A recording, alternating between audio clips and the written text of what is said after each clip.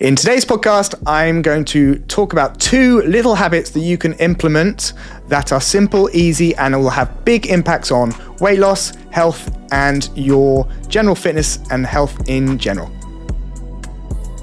So today I'm answering the question about what should I focus on when I'm getting back into fitness and health at the beginning of the year. So obviously this is a classic time of year, and literally was just speaking to someone. They was telling me how they're coming to the gym 4 times a week, more than they normally do. So not 4 extra times, just 4 times a week as they normally do 2 to 3.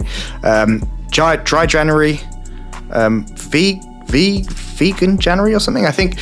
Anyway, they were doing a lot of stuff. And I was just cautioning them on habit change and obviously what we've seen to be successful with fitness and health. And it's very, very rarely the person that goes extreme and does it all at the beginning, because they're always thinking. So with the dry January, I was literally again having that conversation about what's going to happen after January, and they're already thinking about what they're going to be drinking after they've done dry January. So it's very much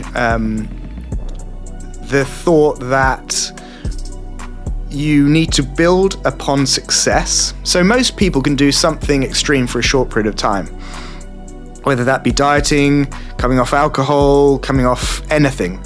But the problem with it is it tends to create that rebound effect of essentially almost having all of the stuff that they missed when they're allowed to have it. So drinking more, eating more, instead of thinking in terms of building upon the small habits that then allow you to instigate long-term change. So bringing back to the question was, it was 1 to 2 things that I could do first. And I like to think probably in terms of weeks, adding things on weekly. Depending on the person, that can be too much too soon, but equally sometimes it can be too slow if you go any longer than that. But I always like to start very, very simply. So the first 2 habits at the beginning of the year, this is January time, would be drinking enough water, which sounds so basic, and having a protein-rich breakfast.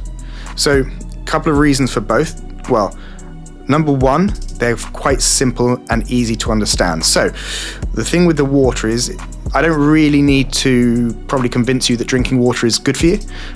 We all know that we want to be hydrated, and we actually know that not many of us drink enough water to be hydrated the whole time. So it really is an easy habit for people to grasp, because you don't, like I said, you don't have to be convinced that it's good for you. But it has quite a few knock-on effects. So what you're always looking for with habit change is the smallest change that actually has the biggest impact. So with the water thing and the hydration thing, well, number 1, there's a number of times that you will eat food because you think you're hungry, but you're actually dehydrated. That's factually proven. You'll also find that you're less hungry in general because you've drunk enough water. And I should say that for women, generally, you're looking at 1.5 to 2 litres. For men, you're looking at roughly 2.5 to 3 litres. Obviously, it depends on your size, but that's a real ballpark figure. You're not going to go wrong. No one's going to end up drinking too much water by having those amounts. The only thing to note is you can't go from drinking, I don't know, less than half a litre and all of that's coffee to then having 2 litres in a day. It's going to take time. So build it up over time. So you might be at half a litre and you might be half a litre of coffee, depending on how you drink. But if you're at half a litre of coffee, then maybe go to half a litre of water and your coffee.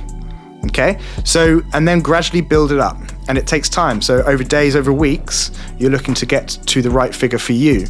Now, that has that massive knock-on effect. So like I said, you're focused on doing something, whereas a lot of the time people are focused on taking something away. That's the other thing with dry January, dry veganism, I can't remember what they're called, but all of the things where you're taking things away.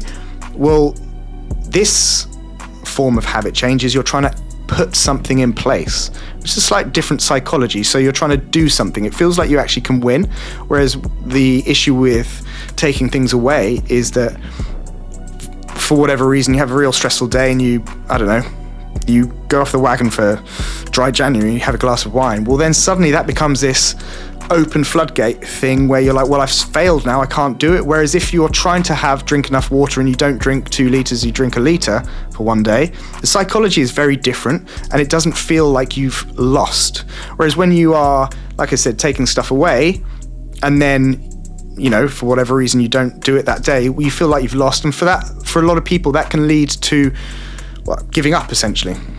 So that's another aspect of that whole thing. So the water, the hydration thing would be a very simple one to implement, and not many people will think we're drinking enough water. I literally know over Christmas for sure I wasn't drinking enough water.